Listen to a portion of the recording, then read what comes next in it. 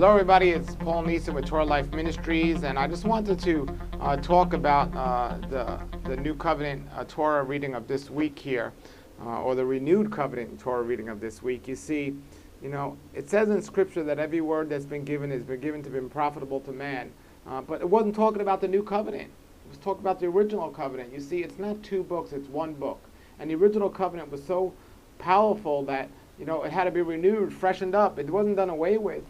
And too many Christians out there, they read it the wrong way. They read it as two separate books. And they say, we don't have to do the Old Covenant. Well, there would be no New Covenant without the Old Covenant because it wasn't changed or recreated. It was just repolished. It was just made even clearer. And it says here in Acts, specifically Acts 9 to 16, it talks again about a wonderful story with Joseph that we saw in this week's Torah portion. And it says that, just recapping the story, it says about how his brothers got jealous of him and how they sold him into slavery, and this is the story of how he identified his brothers. This is just another example of how Yeshua the Messiah taught out of the original covenant. There was no such thing as a new covenant or a renewed covenant back then. It's not an Old Testament or a New Testament. If you do away with the original covenant, known as the Old Testament, there can't be a New Testament. Because the majority of the teachings from the Old Covenant, from the New Testament, come from the Old Testament. It wasn't done away with. And this week's reading here, which they just go over the stories that you find here with Joseph and what happened, that's just once another great example of how the original covenant must be read, must be understood, if you want to truly understand what in the world they're talking about here in the New Covenant. Folks, you have to get out of your Western Gentile thinking, the thinking of the church today, if you want to understand the Messiah, the parables of Messiah and what he was trying to say. I mean, some people say they don't have time to read all the scriptures. Well, if we shut off our TVs and we get into the scriptures, maybe we'd have enough time.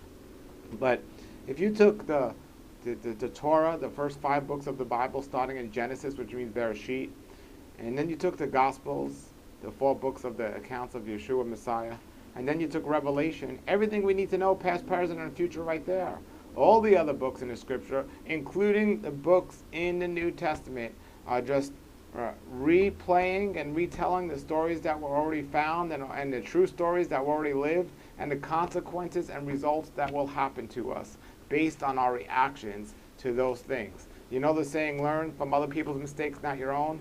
Well, we see the mistakes that have been made all throughout the Scriptures, and we see the mistakes that are being made by the common church today, by doing away with the Torah and doing away with the instructions of our Creator and trying to create something new, mixing and mingling the seed.